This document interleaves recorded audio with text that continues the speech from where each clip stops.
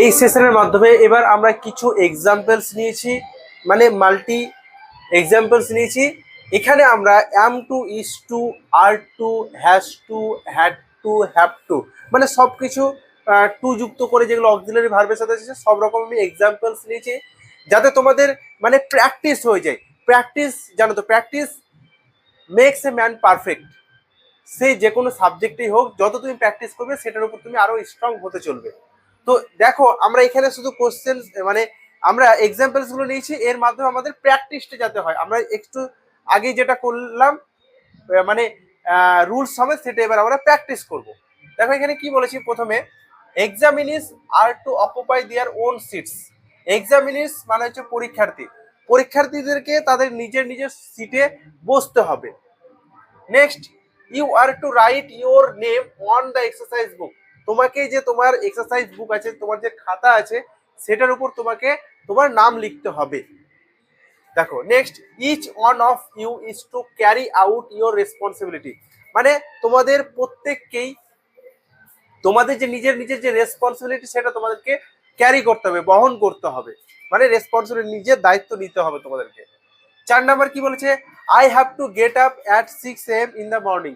আমাকে সকাল 6টায় উঠতে হবে। Raju has to raise 4 children. রাজুকে 4টে ছেলে মানুষ করতে হবে, মানে বড় করতে হবে। The enemy had to surrender.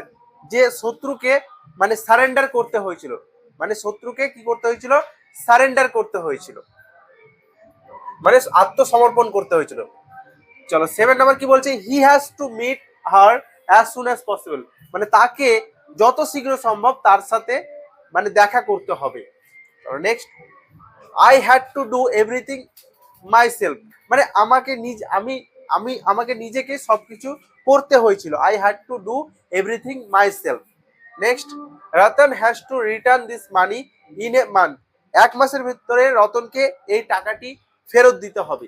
তাহলে next, we have to answer this questions within an hour.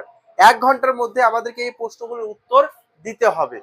চলো next, I have to teach English to the students. আমাকে ছাত্রদেরকে ইংরেজি শেখাতে হবে। অর্পিতা ওয়াজ টু মিট হার প্যারেন্টস। অর্পিতাকে মানে অর্পিতার তার প্যারেন্টস মানে পিতা মাতার সাথে দেখা করবার কথা ছিল অর্পিতার। তো এখানে আমরা একটু নোট আকারে লিখে নিয়েছি, কমান্ড মানে আদেশ বোঝালেও, ইনস্ট্রাকশন বোঝালেও আমরা এই রকম ভাবে ইউজ করতে পারি। Am to, is to, are to, have to, has to, had to, এগুলো আমরা ইউজ করতে পারি। আমরা এগুলো যত প্র্যাকটিস করবো তত আমাদের এইগুলো বেসিক গুলো